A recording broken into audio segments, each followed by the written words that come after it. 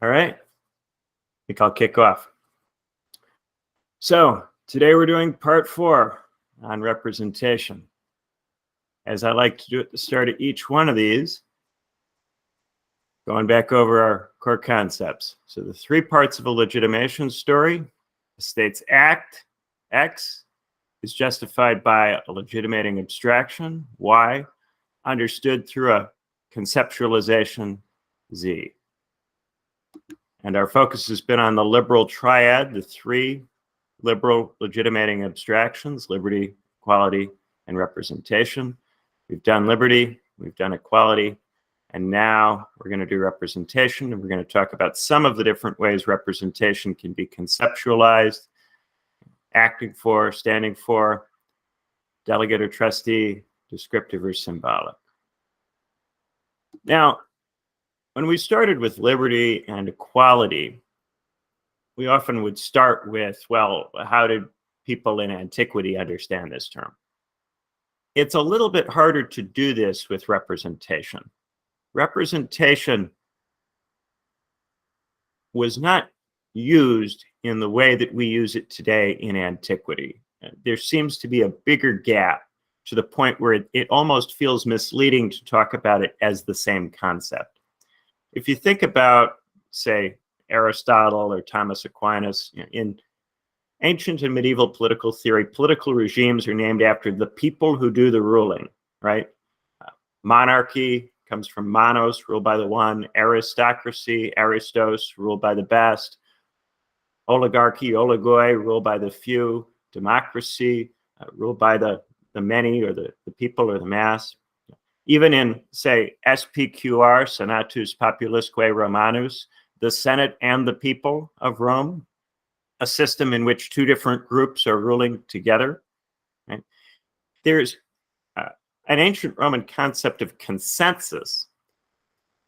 In that concept, we are not talking about a consensus of the kind that we might talk about today. We're not talking about consent. It's not as if in ancient Rome you would go around and ask each individual citizen to consent to the government.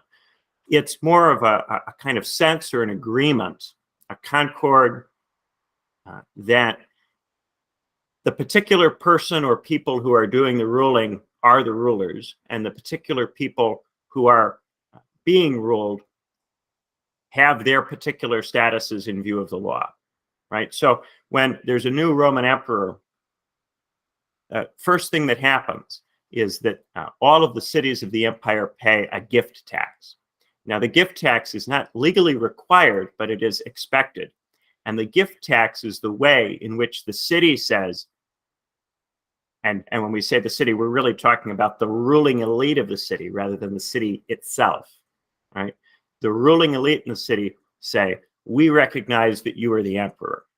And then the emperor thanks the ruling elites of the cities for the gift tax, and in the course of thanking them goes, and I recognize that you're the ruling elites of these cities, with the rights and responsibilities that go along with being those ruling elites. So it's really a mutual confirmation of status, in which different people are going, I recognize that you are this person who plays this role.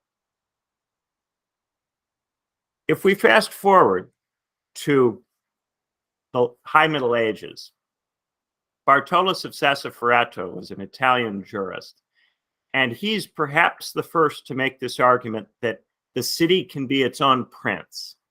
This idea that a state doesn't have to be defined by who's doing the ruling, whether there's a prince or an oligarchy or an aristocracy or a democracy, that there could be some kind of concept, abstract concept of the state that can do things or have its own kind of force independent of any particular people who might be doing the ruling. So if the state is an abstraction separate and distinct from the people who act in its name, that's a very different concept of what the state is from rule of the one, rule of the few, rule of the best, rule of the many. And if the state is an abstraction, our focus shifts from who's doing the ruling to how this abstraction can feel real.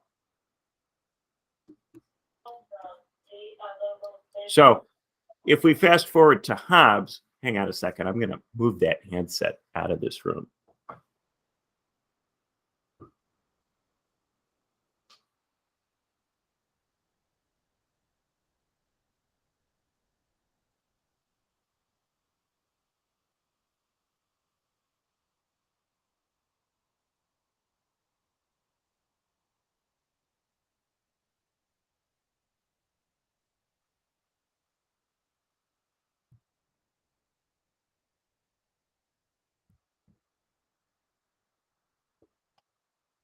Here we go. Usually I remember to do that before we start. All right, so if we fast forward to Hobbes, how do we make this abstract thing, the state, into something that can act? So Hobbes goes, well, it's interesting to say that the state is an abstraction, but if it's an abstraction, how does it act? How does it do things? To do this, Hobbes suggests that the king is two people at once, that the king is a natural person, an ordinary human being, just like you and me, and an artificial person. An artificial person in the sense that the king is also acting as the state, right? So if you think about King Charles III, there's King Charles III, and then there's Chuck. Chuck is not the one who does the ruling. It's Charles III, even though Chuck is Charles III.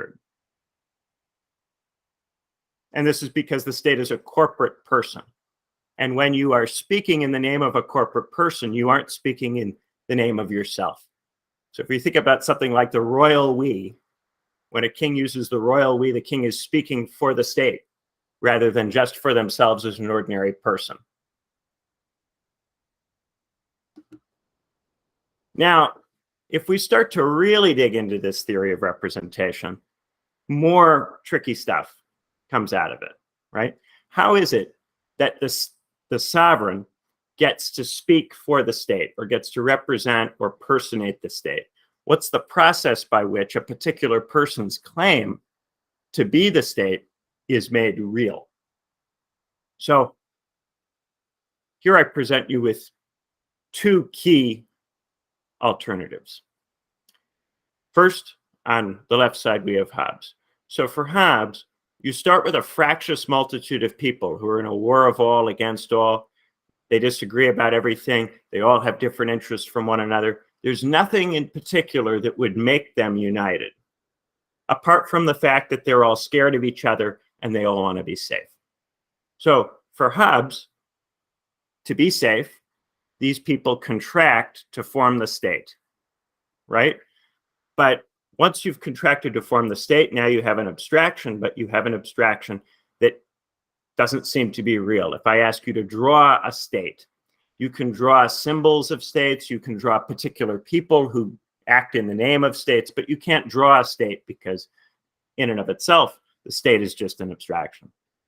So the state has to be personated, and the sovereign is the one who personates the state, who makes the state into a person, right? And in the sovereign, the state becomes a united thing that can speak with a voice. And for Hobbes, it's important not to divide the sovereignty so that the state is always speaking clearly with one united voice. If you have a divided sovereignty with lots of different, say, branches of government, then it's possible for the state to speak in conflicting ways that can lead to civil conflict. So for Hobbes, it's best if you have a single ruler because that single monarch makes the state have one voice. That ruler then gives commands to the multitude, and by commanding the multitude to act in a particular way, brings about a unity in the multitude. By making the whole multitude act in accordance with the law, the multitude is brought together. So in this way, the state creates unity. The multitude makes the state so that the sovereign can make the multitude united and eliminate the division which otherwise would cause the members of the multitude to conflict with each other. So the state is a unity building process for Hobbes. In contrast, someone like Carl Schmitt or perhaps Jean-Jacques Rousseau frames this representation differently. On these theories, you have a people who are a set of friends, a set of people who have a shared way of life, a shared attitude. They have some set of shared cultural signifiers, maybe a shared religion, maybe a shared ethnicity or race, a shared language, some kind of shared culture in some sense. Those people want to defend this way of life, this shared set of ways of doing or thinking. And so the sovereign is a person who happens to embody that way of life. And because the sovereign embodies that way of life, the people who also care about that way of life allow the sovereign to construct on their behalf a state. Now, notice how this inverts some pretty important stuff. Schmitt often frames his theory as Hobbesian or influenced by Hobbes, but there are certain major changes that take place here. One is that you have an already unified people. For Schmitt, coming together under a shared way of life is something that is natural for people, whereas for Hobbes, in a pre-state situation, you don't have that kind of unity and you have to construct it. Secondly, because that unity already exists, the sovereign can show that the sovereign is entitled to rule by mirroring the values of the people back at them. If the people are already united by a set of values or a way of doing things, if the sovereign just mirrors that back at the people, that in and of itself generates legitimacy for the sovereign to act in the people's name. Right? This creates a further set of questions about whether there are things called peoples, whether peoples exist, whether this kind of unity exists, whether you have what I sometimes like to call pre-political unity or primordial peoples.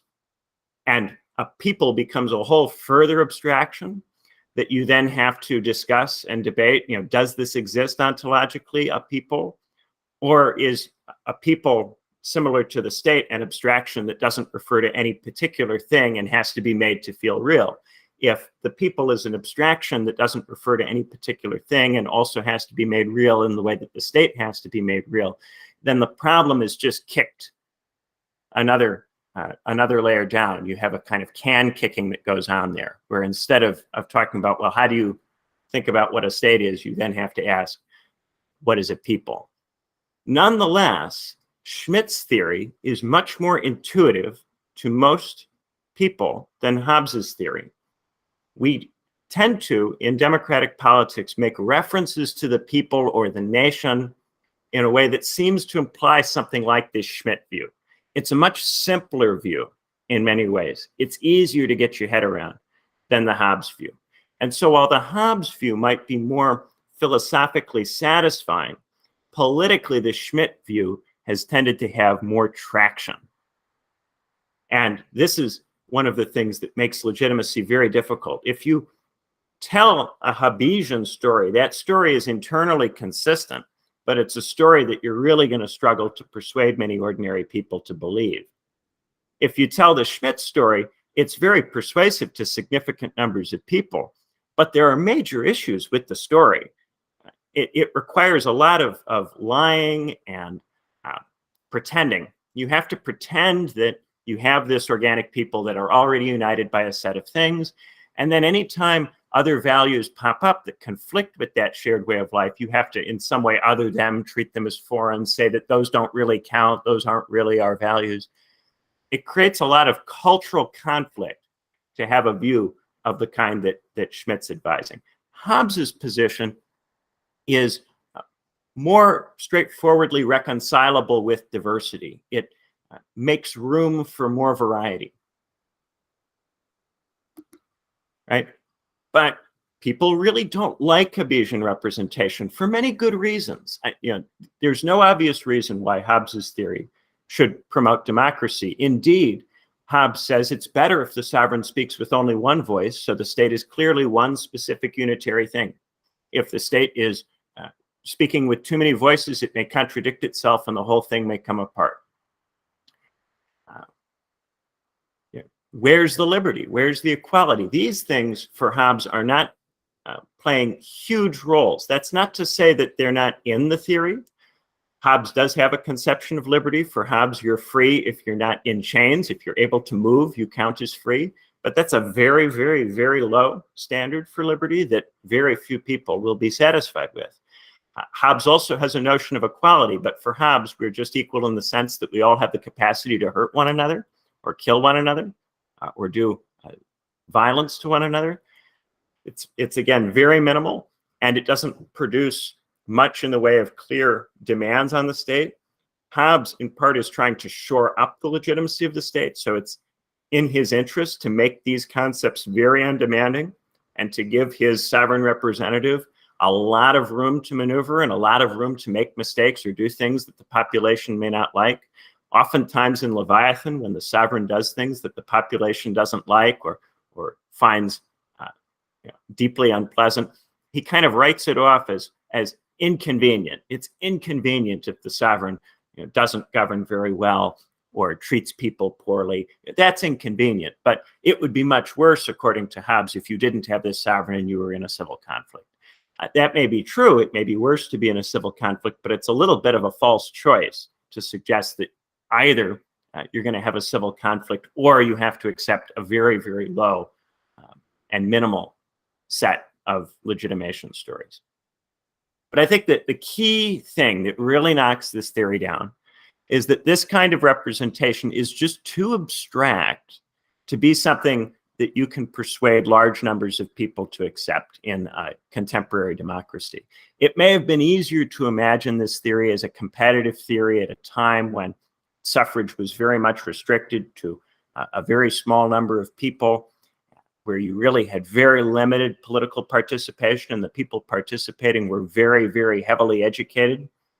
But in a larger society, this kind of abstract theory has a harder time really persuading large numbers of people.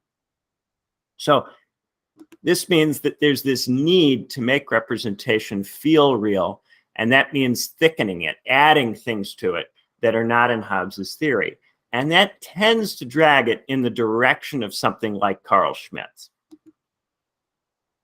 So a couple of different ways you can try to make representation feel more real.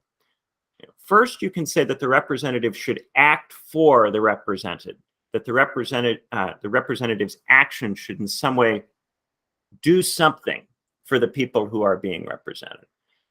And this is where the old delegate-trustee argument comes into play. And a lot of the time, if you study representation in a secondary school or in an undergraduate program, you'll just get this delegate versus trustee binary. The delegate versus trustee binary is focused on whether the representative should do what the constituents want or what the representative takes to be in their interest, right? So this has to do with whether expertise is relevant, whether a representative should use their expertise or the expertise of others and make independent judgments, or whether the representative should defer to the feelings of the represented.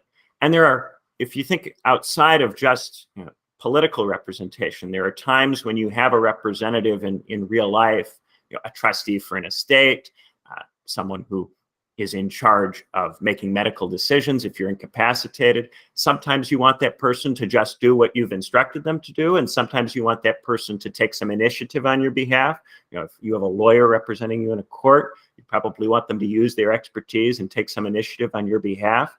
But if you are in a coma, you probably want someone to follow your instructions, regardless of whether or not they agree with them or think that that's really what's best for you. Sometimes in life, we want delegates and sometimes we want trustees. And it's not as if you can straightforwardly answer the question with, of course, the representative should be a delegate, or of course, the representative should be a trustee. Sometimes you're going to want one or the other. But beyond just this delegate trustee argument, there's also this other side to representation that we call standing for. So if the representative should stand for the represented, then we're not focusing so much on the action, on what the representative is doing politically. We're focused more on the way the representative is aesthetically presenting, right? Should the representative look or sound like the constituents, or should the representative symbolize certain values or ideas that might be important to the constituents? Should the representative give you a kind of catharsis in seeing something that you feel is you, being given voice to? Right? If a representative talks like you, sounds like you, says the things that you would say if you were there in the way that you would say them, that can make you feel like you're there in some way. You're part of what's going on. You're in the legislature because there's someone there who looks and sounds like you, or who gives voice to things that matter to you. Regardless of what decisions end up being taken, regardless of what actions end up happening, if this person seems like you in some way, you might be willing to give a lot of room, even if the person then ends up acting in a way that might not be in your interest or might not correspond with what you would ordinarily want. Now, when we're stuck in a chronic crisis, and here I'm going all the way back to part one here, you get into this situation where you have minimal legitimacy, chronic crisis, procedural contestation, an unclear definition of democracy. You have a lot of value conflict. As we've discussed, you struggle to come to agreement about what liberty means, about what equality means. And this means there isn't going to be a lot of agreement on how the state should act or how the representatives should act. People are going to want representatives to do very different things. And so if representatives try to act for the population, well, they're going to find that's very difficult because the population is so divided on all these different questions. At the same time, there's no possibility of going into revolution because of this lack of belief in alternative political systems. So you get into this extended period of procedural contestation, of meta conversation, where you're not really able to move. And when you're not really able to move, it becomes harder to make representation in the acting for sense feel real, because it's hard for the state to act, let alone to act for you or to act for any particular set of people, right? Acting for, as a whole category, can be too politically demanding, especially if we're thinking about acting for workers or ordinary citizens or the broader population, right? There's just too much disagreement. And then American institutions in particular are very prone to locking up because you have this separation of powers. You have the three different branches of government, the checks and balances that those branches have. You've got the distinction between federal power and state power, and the powers that are reserved to the states versus powers that belong to the federal government. All of these things make it very difficult. You need a lot of seats in a lot of different organizations to get the American state to make the kinds of decisions you want. Leaving aside even the bureaucracy, the civil service, the Federal Reserve, lots and lots of different organizations that have the ability to potentially block particular decisions that you might try to get the American state to make. And then on top of that, as we've discussed, there are lots of efforts on the part of wealthy actors who want to prevent the state from doing things like transferring their wealth to poor and working people for the purposes of making them equal, or for the purposes of liberating them from the demand that they work to make a living. Those people intervene in politics in all sorts of different ways to make it harder for the state to act in such a way that ordinary citizens, ordinary working class citizens, would feel like that the representatives act for them. So if you can't get the representative to act, then you have to pivot the way that you frame representation towards standing for. And the less action that you're capable of doing, the more standing for representation becomes important. And what I want to suggest is that when we're focused on standing for representation, that's when we really start to get into culture war. And the reason for this is that when we want standing for representation, we tend to want conflicting things. Some of us want what's called descriptive representation, which is representatives that look and sound like the people they represent in important respects. Now, in the United States, the looking and sounding like tends to be tied to things like race, gender, and sexuality. So the focus becomes having representatives that reflect the diversity of those they represent, that are proportional in terms of race, in terms of gender, in terms of sexuality.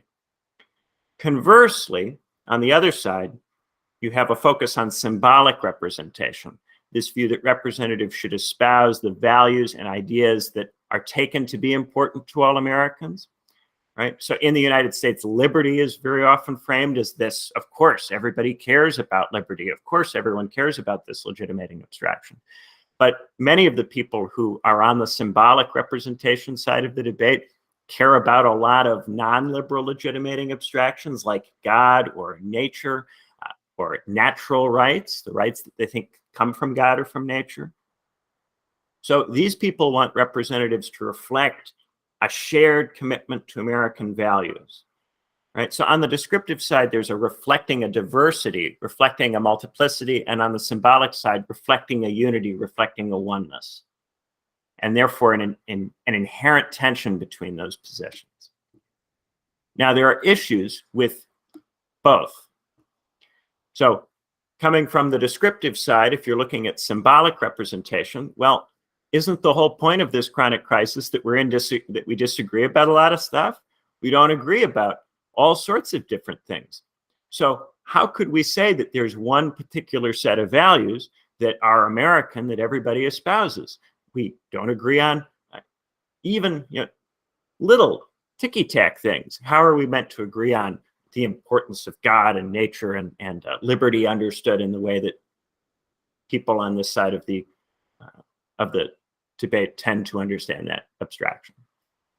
And of course, if you're coming from the descriptive standpoint, you're going to say that these particular abstractions or the conceptualizations of these abstractions that the proponents of symbolic representation prefer, that they exclude and marginalize many of the groups that descriptive representation makes a point to include or makes a point to acknowledge. And then, of course, the argument can be made that symbolic representation sounds a lot like Carl Schmitt and therefore might have a vaguely fascist or Nazi valence. Carl Schmitt, of course, was a Nazi jurist. He was unrepentant. He never apologized for being a sympathizer with the Nazi government. So if you're making too much of a point of saying single way of life, single set of values that the state's meant to represent to the exclusion of others, and the more it seems like it's an excluding thing, the more this kind of, hey, isn't this Carl Schmitt point will tend to be raised. And I think rightly, I think all of these critiques, I think, of symbolic representation have real substantial validity. At the same time, so do the critiques that defenders of symbolic representation have of descriptive representation. So it is the case that descriptive representation tends to emphasize difference. And if you emphasize difference, you can undermine the unity of the state, the sense in which the state speaks with a single voice, has a cohesive attitude to things that you can understand as an ordinary person and you can interact with. And also, if you are focusing on many different and distinct particular groups, this can lead to devolution, localism, and separatism. And if you have big political problems that require large-scale investment or a lot of coordinated action across territory, those kinds of things can make it harder for the state to act and further erode the state's capacity to act. And it may also be the case that proponents of descriptive representation don't want to include some of the values that people who subscribe to symbolic representation care about. There are certainly lots of people who like descriptive representation who don't just object to the idea that symbolic representation overvalues a unity or overstates a unity around God or nature or liberty, but oftentimes people who have the symbolic view think that those who have the descriptive view are not even interested in including those things or want to exclude them. And that's a suspicion that is understandable given the level of disagreement. Of course, there will be many people who don't think that state legitimation stories should emphasize God or nature or those kinds of conceptions of liberty. And so that's going to be another point of contention. What I want to say here is that I think that both of these sets of critiques are broadly right. Both descriptive representation and symbolic representation have a lot of problems. Neither one of them can straightforwardly produce a satisfying account of the state. But the conflict between the two of them can prevent you from engaging with the more fundamental issues to do with the state's inability to act, right? If we have this fractious multitude that can't agree about stuff, then we're not going to be able to agree very easily on action. And if we have institutions that are designed to prevent the state from acting unless there's widespread agreement, the state's just not going to act very much. And a lot of problems that require some kind of collective intervention, that require collective action to solve, are going to be left unsolved. And we're going to see that in the form of rising economic distress, crumbling infrastructure, social alienation, inadequate public services, more and more problems that we are not able to do anything about, that just continue to fester, that we continue to talk about without taking the necessary action to really address. Now, we're going to be frustrated that we have these problems. We're going to be frustrated that they continue to not be solved. And that's going to generate more resentment, which is going to have a further delegitimating effect, right? The more resentment we have, the more we tend to want political change. But we're not going to be able to push the state to act. And because we can't get the state to act, the resentment gets diverted into a culture war in which descriptive and symbolic conflict or symbolic representation are pitted against each other, right? And conflict with each other. So instead of pushing the state to act, we get into this fierce debate about how the state should stand for us or how the representative should stand for us.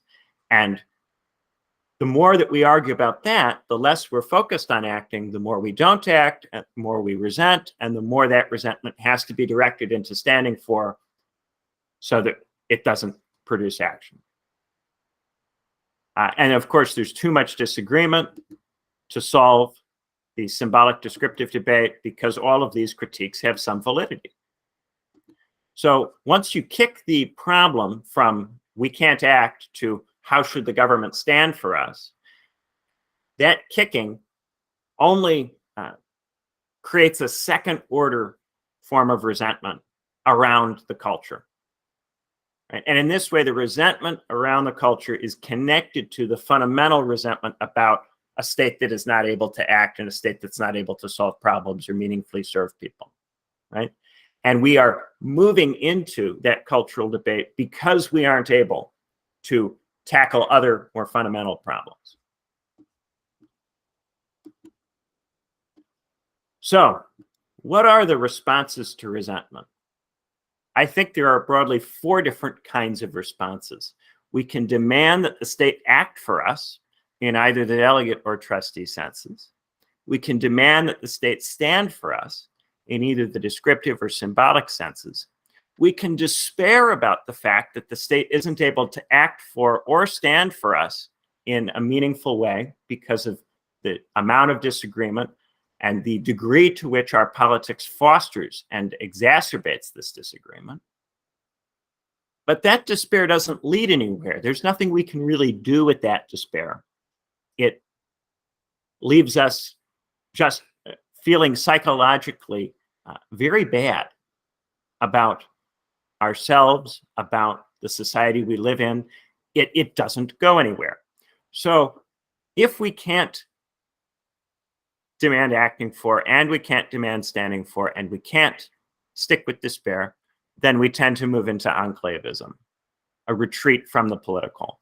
And that's where these, what I call the 4 Fs come in: faith, family, fandoms, and futurism. Each of these things is something that seems like an alternative to politics, something you can libidinally invest in or become absorbed with or focus on or think about instead of having to think about politics.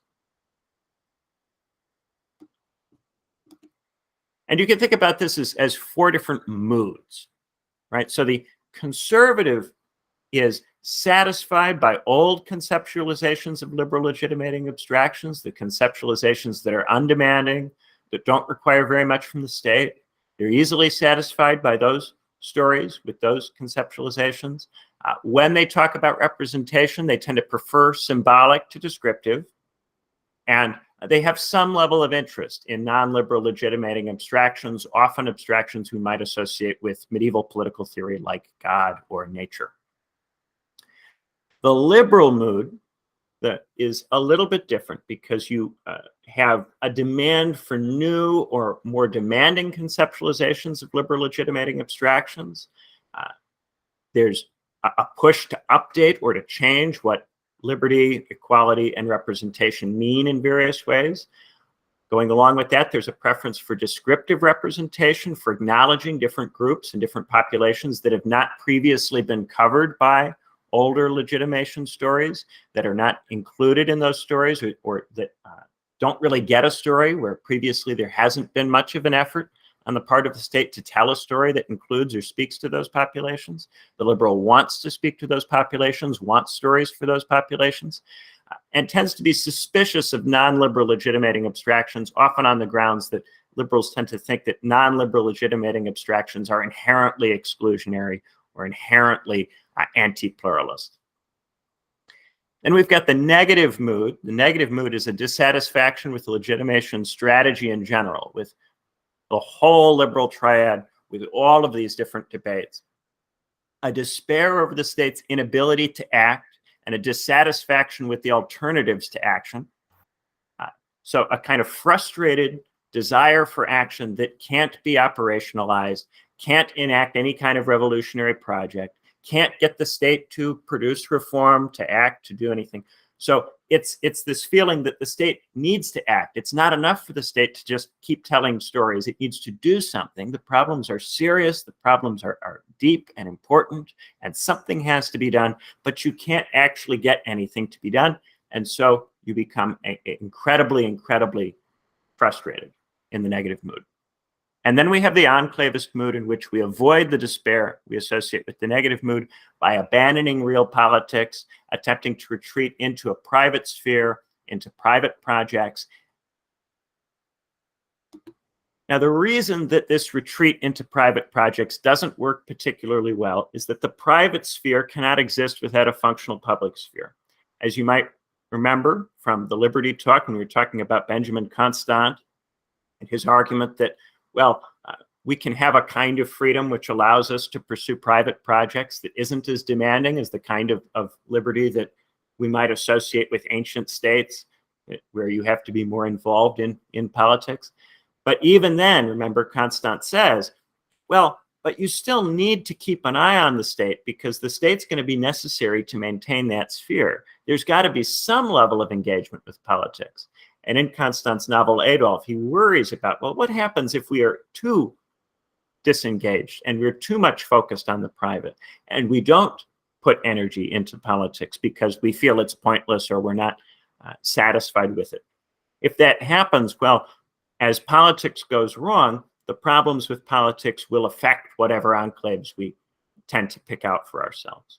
And so I give a few different examples broadly of some of the ways in which politics does eventually get into your grill, regardless of where you try to go to get away from it. If you move into faith, churches and religious leaders often urge participation in the culture war from one direction or another.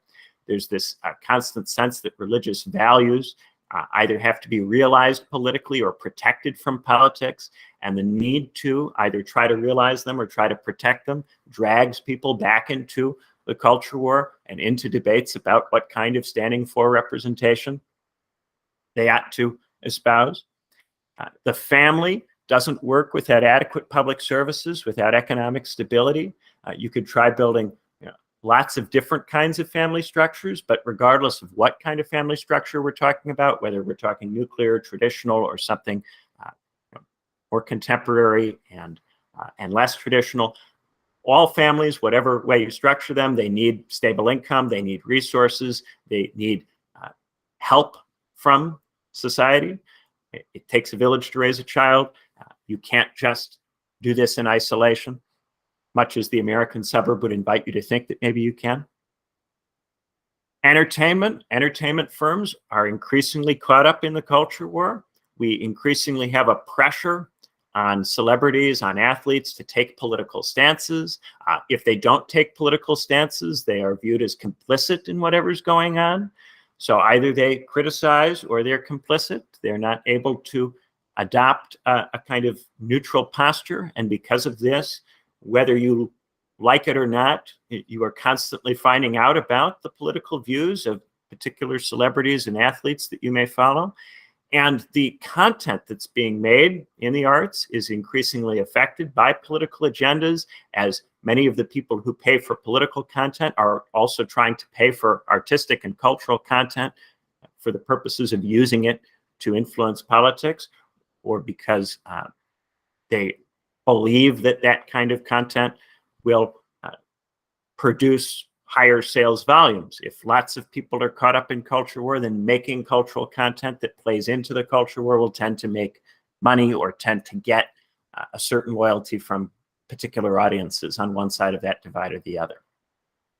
And then tech billionaires are increasingly involved in politics, whether they want to be or not. If you have a vision of the future that's tied to a tech company or a tech billionaire, sooner or later you'll find that that tech company is involved in politics. As much as it might try to pretend it's interested in some kind of space future on Mars, in the near term, that company is going to be doing things that have political consequences, and those political consequences are going to drag those tech companies and the followers of the tech billionaires into politics.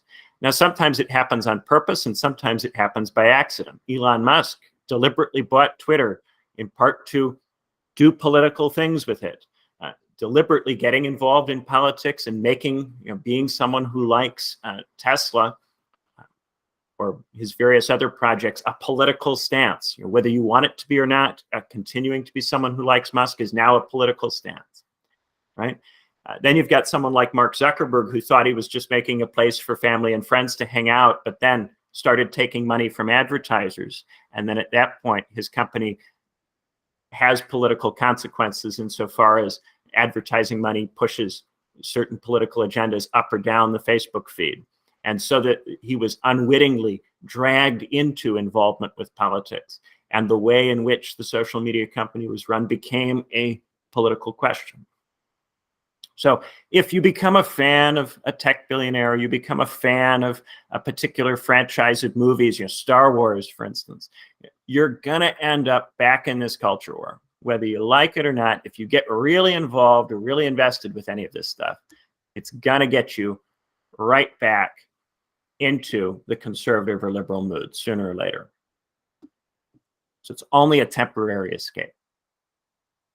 Now, knowing all of that, you go, well, what do you do?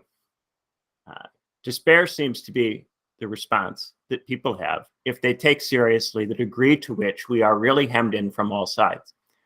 And that's why the title of the series is the way it's shot. Right? Problem with despair is that it's hard to live with. And to avoid it, sooner or later, we switch into the other moods. And the political media sells us false hope and focuses on hope narratives, in large part because the whole psychological purpose of political media is to get us out of the despair mood into one of the other moods so that we can be encouraged to take political action on behalf of various candidates and political parties, none of which are going to act for us, but all of which will try to offer us some kind of standing for representation.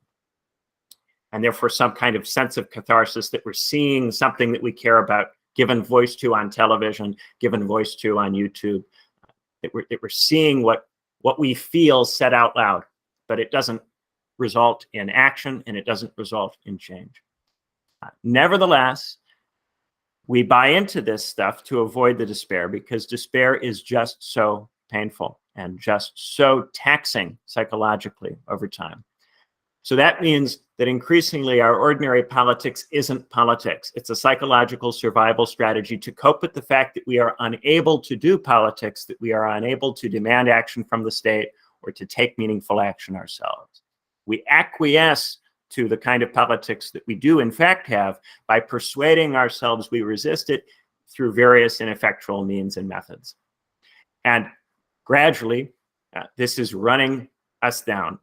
In the United States, we're getting more and more immiserated by this constant hopping around of moods, where we try to get out of despair by leaning into different aesthetic attitudes for periods of time until those things in turn become disappointing and frustrating and tiresome. And the communities that we try to join become toxic, which is another way of saying they become political in the way that everything in the United States is now political. And so we're seeing, people often talk about middle-aged deaths of despair in the United States, but we're seeing more and more people from every age group increasingly dying of drug addictions and overdoses, suicides, shootings, more and more people getting pushed to the absolute limit by the fact that there is just no way of taking meaningful action. No way of taking meaningful action. And the only way to survive that is to persuade yourself that meaningless stuff is meaningful. And that's where I'll end for today. So we can go to questions. Thanks so much, Benjamin. So fascinating. I love this. So anybody got any questions before I take over and dominate asking a gazillion questions? Yeah, I got a question. So like, what about like the Noam Chomsky view, you know, taking a probability approach to political action? I don't know, where does that sit in sort of this theory that you're outlining?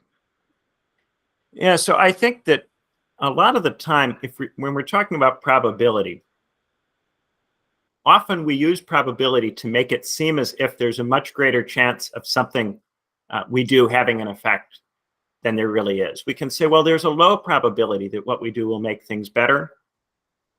But this is a way of suggesting that there is some probability. It's a way of accepting despair without really accepting it. If you look at the degree to which we are hemmed in here, a lot of the time when we go, well, there's a low probability chance of something, really there's no chance of it. And we're using the language of probability to give ourselves hope while disclaiming the fact that we're doing that. Angus, do you want to go for it? Hi, Benjamin. I'm Canadian. I'm not American.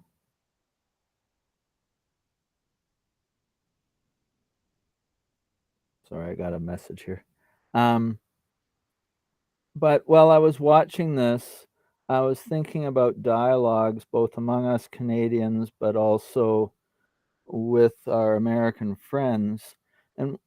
And so two questions. One, was it a conscious decision not to discuss democracy versus republic in what we talked about? And two, the observations I've had, like 30 years ago, any American I visited with or talked to, they'd always emphasize that they were a republic. They were not a democracy. And yet the last 15 years or so, there seems to be an age difference. When I speak to older Americans, they'll point out that this is a republic, it shouldn't be this way. And when I'm speaking to young people, they're always talking about it being a democracy. And if I say, well, I thought you were a republic and we were a democratic republic and we're a democracy, and they say, oh, no, we're supposed to be a democracy. Where does that fit in with the vulgarization of the public, with the creating this powerless, meaningless thing? Yeah, so one of the things that is going on is we're now talking about representative democracy a lot, and this includes in the academy. We're talking about representative democracy a lot, as opposed to, say, direct democracy. Right? So representative democracy involves this concept of representation, and it's broadly what we have everywhere.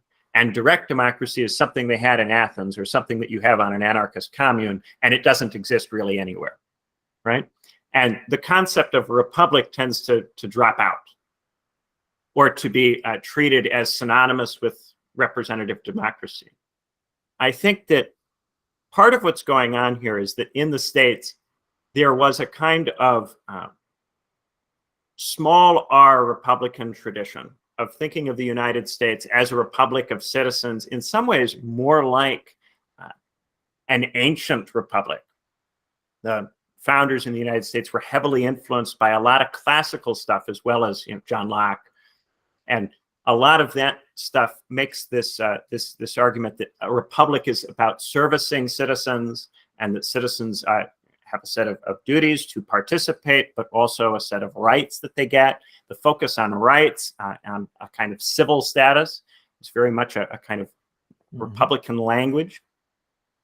Conversely, the focus on representative democracy has tended to take things in a more of a kind of Carl Schmitt direction, with a people that has to be represented, an organic, unified people that has to be represented.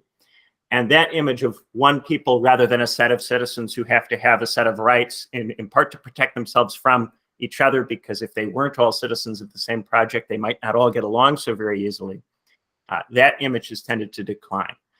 In some ways, Hobbesian representation is more similar to classical accounts insofar as it doesn't treat the people as organically united, right? In classical accounts, you might make reference to the people, but when you say the people in Rome, you're not talking about the whole population as an organic whole. You're talking about the masses of ordinary citizens as distinct from the rich or the king. So when you say the people, well, that's not everybody. There's also the Senate, right? In SPQR, there's the Senate and the people, and they're two distinct entities.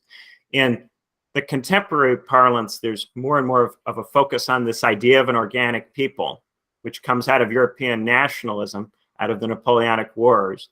And that has had, I think, some negative effects on American political discourse, because it has tended to promote a way of thinking about what the United States is that is incompatible with the real level of diversity, not just at the racial or gender or sexual levels, but cognitive value diversity and economic diversity, insofar as there are different regions of the country that need very different things economically. There are rural areas and urban areas and whole states that have entirely different economic profiles from one another.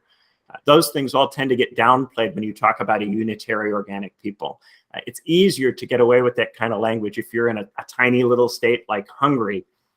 But when you're talking about big states, it's very obvious that that image doesn't really fit. Nonetheless, it's very compelling language, so it has become more and more ubiquitous over time.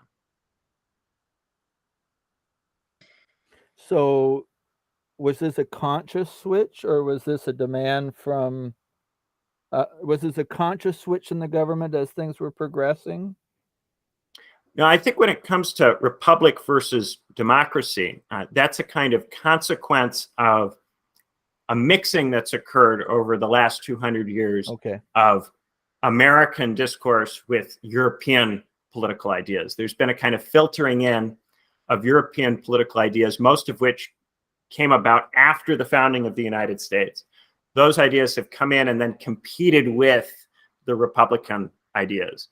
So I think you'll find that there are still, significant numbers of Americans who have a kind of Republican attitude. And one of the things that's been interesting is a lot of that kind of Quentin Skinner neo-Republicanism is very popular among American left-wingers as a kind of alternative to the nationalist discourse that we associate with Carl Schmitt or with European states, in part because there is this desire to kind of resist the notion of an organic American people with a singular culture, a way of life. But I do think over time, it's hard for this image of Republican rights and citizens who are different from each other but are united in a shared set of rights. It's harder for that to compete over time because it doesn't suggest the same level of unity. Mm-hmm. The nationalist narrative suggests a deeper, more thoroughgoing level of unity. And if you can imagine yourself as part of that unity, it makes you feel a greater level of identity with the state than you're able to feel with small r republicanism. The way that small r republicanism has traditionally competed is by offering a very expansive set of rights. So for instance, in the 19th century, a large number of Germans emigrated from Germany, a nation state committed to Germanness, to the United States so that they could get access to a set of rights that they couldn't enjoy in Germany. That set of rights was more extensive and therefore compelling. But in recent decades, the set of rights in the United States isn't much greater than the set of rights in European nation states. And so there's no particular reason to prefer the language of rights. And so then in that environment, the more nationalist conception of a united people is more competitive. That's really, really helpful. Thank you very much. That's good. You, Helen? Yeah, you Or- go for it, Pancho. You go. Oh, okay. Just maybe two questions, like thinking in the whole seminar and how you approach this and this phrase that I think you put today, you say like the state inability to act, and thinking in this constant crisis that it's always trying to legitimize itself. In your personal opinion, you think that with all of that and the constant crisis during time, the state is still the best way of organizing a society? And obviously thinking in general terms, because the state here, like you say, like function completely different that in a country that is much smaller, like, I don't know, Iceland, that the states apparently works really, really well there. So that thing, and also maybe I was thinking in the responses that you propose, that I think that there also maybe exist some other possibilities that I think that they have terrible publicity, but I'm thinking in the one of the most cliches cases, like, I don't know, the Zapatistas in Chiapas, that they have almost the same amount of population that Iceland, like it's almost a country, and they work with a different structure and they actually function, even if there is the conflict with the Mexican state and places where it's kind of a war, like that's real. But they also have their own educational system, health system, the way that they make decisions functions in a different logic that the traditional representation in relation with the state. And it's not like a small commune, it's like a really big population. So I'm thinking also, if you think that realistically, if the state is not the best option, if there are other possibilities like real. Yeah, those two questions. Yeah, so I think the issue with the state has all sorts of problems with it. And there's huge problems and issues with the state. The trouble is that the state is a very competitive formation. It is very good at destroying or subjugating or rendering peripheral other kinds of formations. So it's not that the state is the best in terms of being good at delivering a good way of living. The state is the most competitive in a Darwinian sense, that other kinds of social structures that try to compete with the state tend to get beat up by it. There is space for some level of kind of organizations that make their peace with the state in some way, or live alongside it, or cooperate with it. I think back to the Artha Shastra, an ancient Indian political text, which recommends to the king allowing these ascetics, these wandering ascetics, or these communes of ascetics to live alongside the society and to not get involved in overly regulating the spiritual practices of those communities or what goes on among them. Those communities then become kind of a safety valve where people who are dissatisfied with their position in the traditional caste system are able to exit that system, provided they don't have any dependents, and go into this other system which exists alongside and which espouses different values that would seem to contravene the values of the state. But because it doesn't displace the state, it becomes a kind of home for people who don't fit, and that takes those people out of politics and into this other space. So I think a lot of the time, other formations that have been able to exist alongside the state have done this in part by adapting themselves to a reality of states and fitting into that reality rather than straightforwardly offering an alternative to it. Angus, do you want to ask that question about neo-republicanism? Yeah, Benjamin. You had mentioned in your response to me about that it was interesting that there's sort of like a neo-republicanism on the left, or in the liberals or radical liberals or whatever. And in the past, in some classes I've taken with Helen, she's talked about neoliberalism in terms of people claiming that they're liberal, but when they're actually speaking and making their demands, they're more what you would consider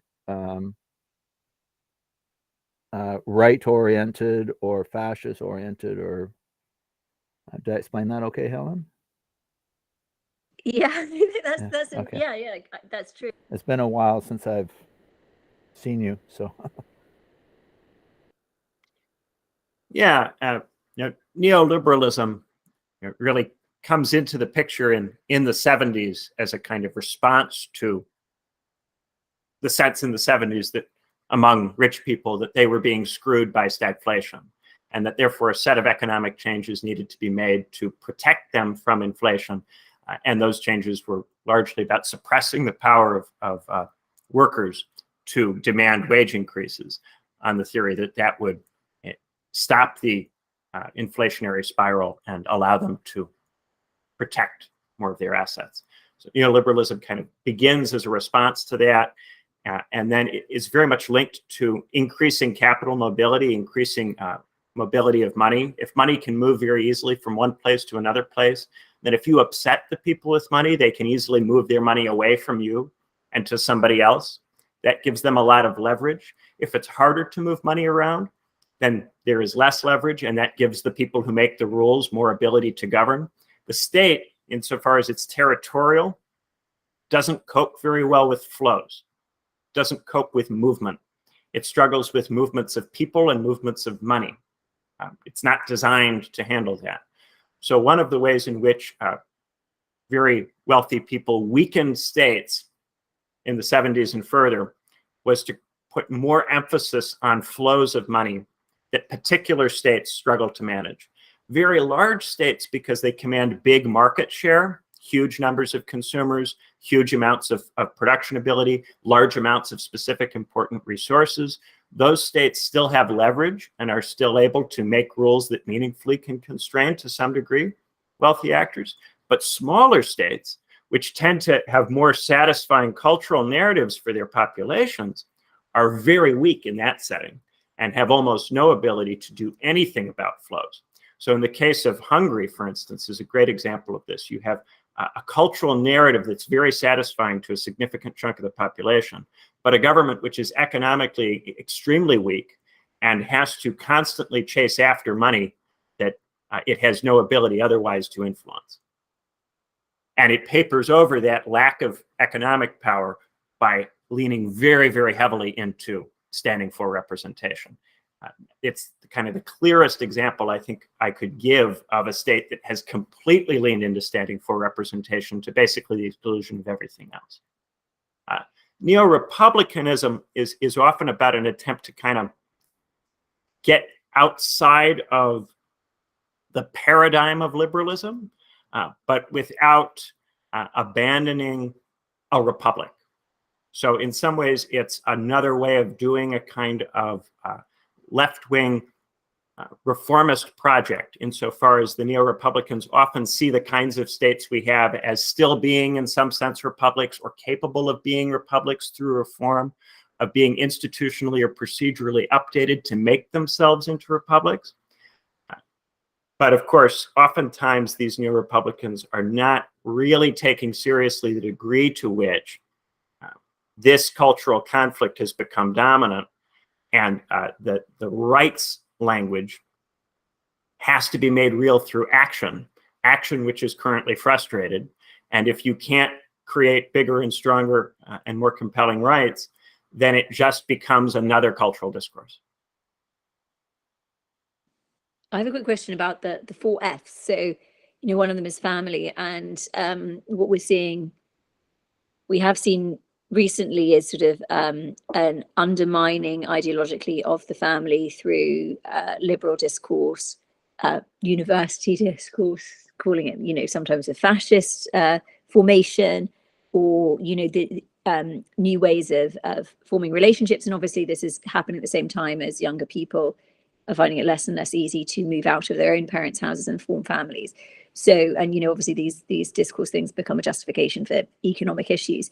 So obviously there's in those that discourse stuff about the family, kind of questioning the family, there's an almost accelerationist point of view. So the idea is that the family is not a bulwark against the ravages of capitalism in a positive sense, but a release valve for capitalism.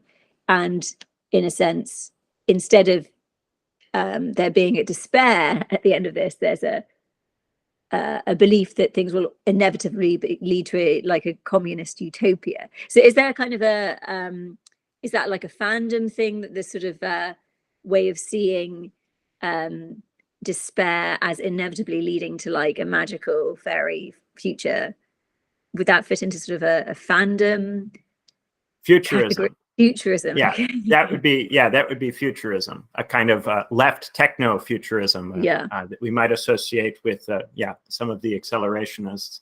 I think all of the Fs are sincerely compelling and genuinely compelling. And I think if any person says I've never been pulled by the Fs or spent time in an F, they would be lying to you.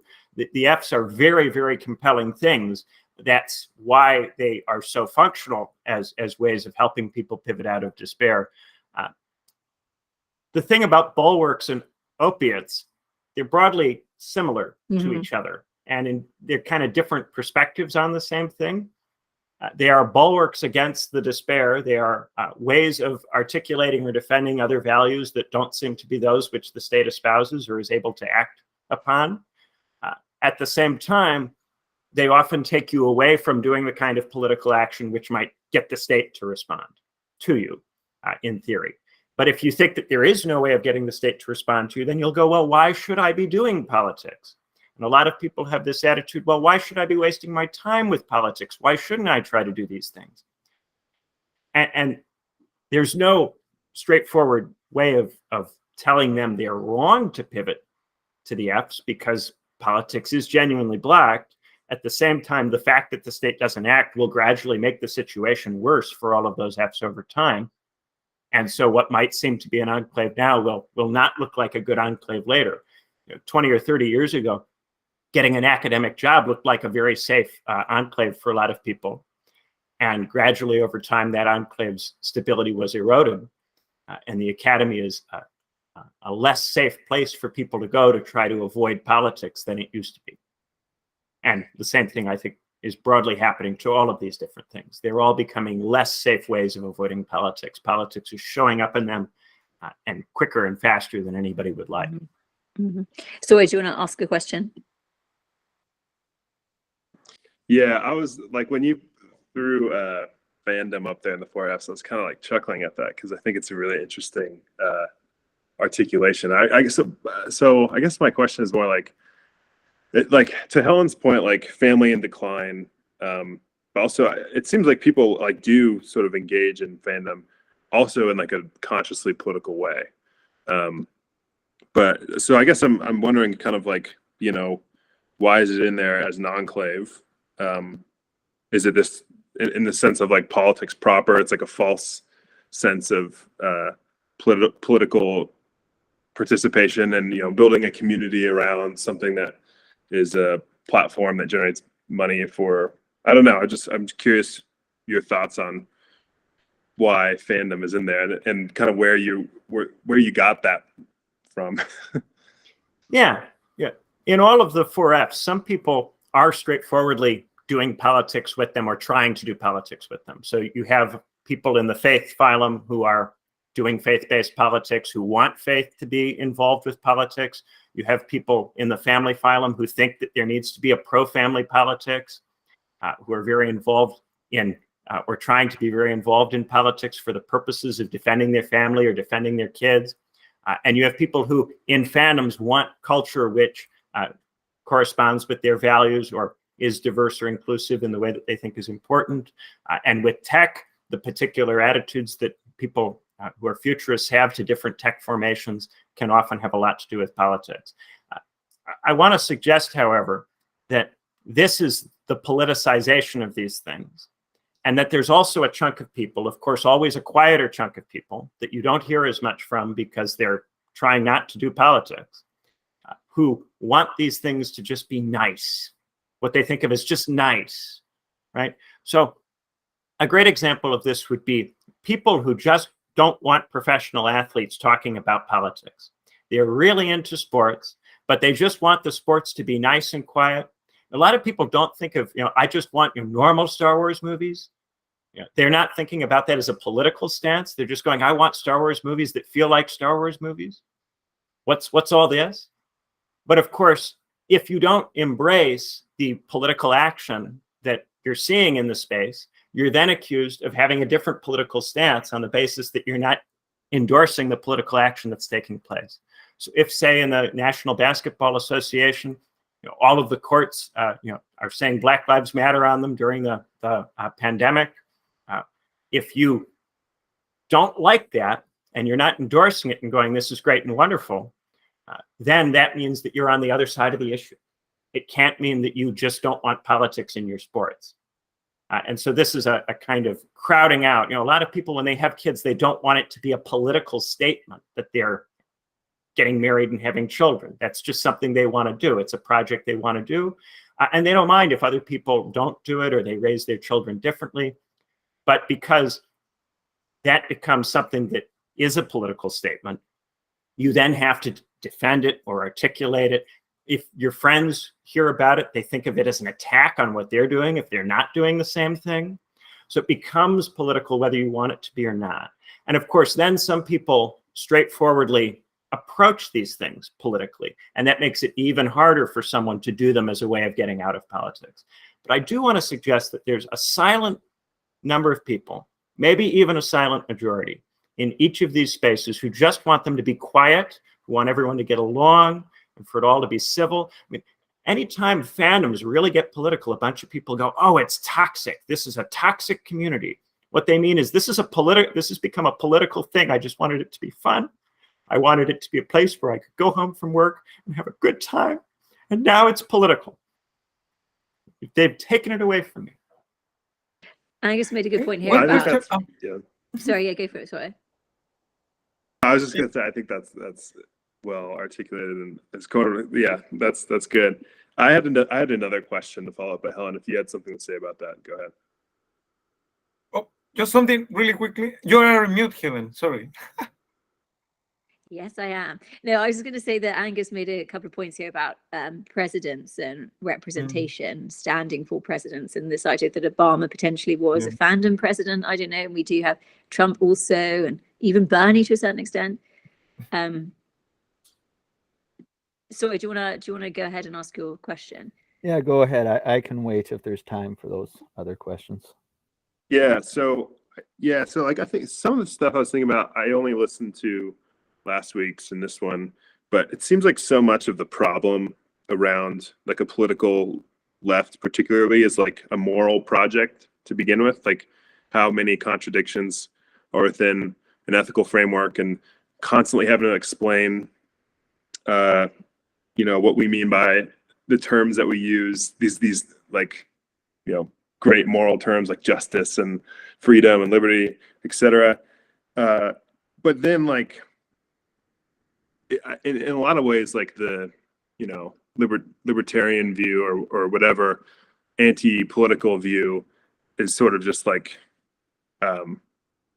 somewhat seems almost more realist in this sense. But so like we have this like is there a kind of like way that to move left politics away from the moral underpinnings that it has, but also like it's kind of starts with that question, right? Like left politics, like it starts with these sort of moral questions. So I don't know, like that's like how do we move it away from that while also that being the platform on which it kind of gets people. Like I know for me, like that's why I sort of got more into left politics is because of, and now I'm like a lot more jaded, I think, about my like particular ethical opinions I had at the time. But yeah, a lot of people start off with left politics interested in the liberal triad, interested in liberty, equality, and representation, wanting those terms to deliver on what they really seem like they ought to deliver on. It seems like we're getting some kind of watered down version of these things.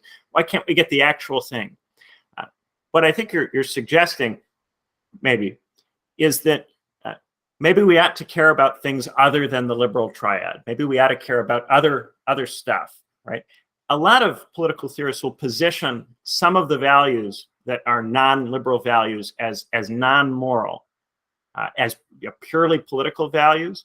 And here I'm thinking about especially ancient abstractions like order or peace or prosperity. These refer more to conditions rather than to moral values or ideals, but they can be moralized. They can be treated like moral values, like ideals. Especially peace is a great example of this. In the Roman Empire, peace is a term that is often invoked by Roman emperors as part of their justification for warfighting. The Roman Emperor Septimius Severus goes, I've created an all-embracing peace by defeating the barbarians who constantly harass the empire. An all-embracing peace by constantly fighting a set of people that the peace cannot and does not embrace, that are defined as outside of the peace. But it embraces them. So there is, I think, a tendency to turn concepts that we might think of as non-moral into legitimating abstractions and into concepts that can be conceptualized in a variety of different ways that have a kind of moral valence to them. Nevertheless, I do think that some of these ancient abstractions, insofar as they seem to more directly refer to a reality, to a condition that exists or doesn't exist, they're harder to play around with. It's harder to say that war is peace. You can do it, Septimius Severus does, but it's harder to do. The contradiction is more obvious. And the same thing goes for prosperity. If you have people who are poor and miserable and destitute, it's hard to say that you have a prosperous society. You can try to conceptualize the term in which you might get away with it. And if you're talking to a set of people who don't experience that destitution, they might go along with you. But it's a harder thing to do. Whereas if you're talking about equality, it's much easier to play games. It's a much vaguer concept that can be played with in many more ways. So I think one possibility, if we were to try to talk about what's a more realistic left politics, would be to talk about some of those ancient abstractions that we've tended to get away from, in part because states don't want to be accountable for conditions, because they don't want to be accountable for the way that they act or don't act. Awesome. Angus, do you want to ask your question, then maybe we'll wrap things up? I'm just wondering, when we look at stand for and acting for, if Bush was where Bush stood in terms, was he perhaps acting for and only increased the sense of despair, which brought your president, to the standing for, with Obama being first, and then, although it appears like a real flip with Trump, but he was just standing for differently. And was there previous presidents that were standing for? Yeah, so I would be hesitant to classify specific politicians as acting for or standing for. What I would say is that politicians will tend to pivot the way that they frame the representational relationship based on what's going on. So a politician who has big majorities in Congress, a president with big majorities in Congress, who thinks that they're going to do stuff, especially a politician who's running for the first time and hasn't been in office and hasn't seen how frustrated they're going to be once they get there, they'll tend to try to make it sound like they're going to act. And so they'll try to draw on this acting for, they've all forgotten you, but I alone can solve the problem. I can act for you. Trump initially in 2016, there's a lot of, they don't act. Hillary Clinton's been in there for 30 years and she hasn't done anything, but I'm going to act. I'm going to act. I'll be the one who acts. Mm-hmm. Now, of course, there is a certain kind of symbolic quality to saying you're going to act, insofar as hearing I'm going to act is what a lot of people want to hear cathartically. So there is a standing for aspect to someone going, why don't they ever act? Why don't they ever do anything? Right? Hearing the words has a standing for quality. Then when they get into office, well, to deliver on the acting for, you have to act. And what they find is they can't act very much, especially after the midterms. So after the first midterm, 2 years in, oftentimes that significantly erodes the capacity to act. With Bush, the first midterm did not erode his capacity to act as much as has become the norm. So we might think of Bush as more involved in action because the period in which Bush could make meaningful decisions seems to have been longer during his presidency. I would put it at around 2004 when he got reelected and he said, I'm going to fix Social Security. And then that didn't happen. He couldn't do anything with that. From that point, there's the beginning of a pivot into something that's more like a standing for position. With Obama, just 2 years in, that was the end of doing very much because the 2010 midterms were a total disaster. For Trump, 2 years in was the end of doing very much. Biden, there's almost never really been very much capacity to do a whole lot. And so we increasingly just feel like everything is standing for. Mm-hmm. But when you're out of office, if you're new, one of the best ways that you can create a sense that you do represent people is to give voice to this idea that they never do anything. If you say that, people go, well, maybe, there's a small, possibility. I mean, it's low percentage odds, but maybe, to reference the Chomsky bit from earlier, maybe they'll actually do something. And at least they're sounding like, me or people I know. Yeah. Right. Just a follow-up. Is it only like you went from 2000 to present? It sounds to me like it's only gotten worse. Given everything we've learned here, can it only get worse? Yeah, I think a lot of people said, well, if you get Biden in, Chomsky was on this bus. If you get Biden in, then you'll get rid of you'll have Trump out, and because you'll have Biden in, then things will get better, or at least they might get better. There's some chance they might get better. He might do some of this stuff. The thing is, if you don't do quite a bit to make people feel like they can actually accomplish something by engaging with your political movement, then they will get frustrated with you and they'll turn to the next person who says they will solve the problem, that they will do something. Regardless of whether that person can or can't, the fact that they're saying that it can be done will turn out a certain amount of people. So if you get Biden in and then he doesn't do a whole lot, the odds are that you'll then get another Republican, whether it's Trump or somebody else, who will make similar kinds of I alone will solve the problem noise. And so you won't actually solve the problem by voting for Biden. You'll just kick it and slow things down a bit for a while before, again, you get somebody else who makes the same kind of noise. One of the ways in which I differ from some people is I also think that the right in the United States is not capable of acting or doing very much either. I think for some people it's, well, you've got to vote for the Democrats because otherwise the Republicans will act in this particular way. In practice, the Republicans also find it very difficult to act. The system is very difficult for anybody to use. And so just as Republicans, when they're in office, aren't able to do very much, and someone like Barack Obama can take advantage with the hope and change narrative, it goes both ways. It goes every direction because the inability to act is all over the place now. And so a lot of if you're not supporting the candidate who's promising to act, you go, oh, if you don't support my candidate, the action will happen, the bad action will happen. My candidate prevents the bad action, which I think in the long run in politics is a losing proposition. If people feel there are severe problems in the society and you're going, I'm going to prevent people from doing things about these problems that will make them worse, that's not a position that you can win on regularly in politics. So eventually someone comes in promising to solve, and then that person disappoints. And we just keep going in loops where the conversation gets worse and worse, but the action is pretty minimal.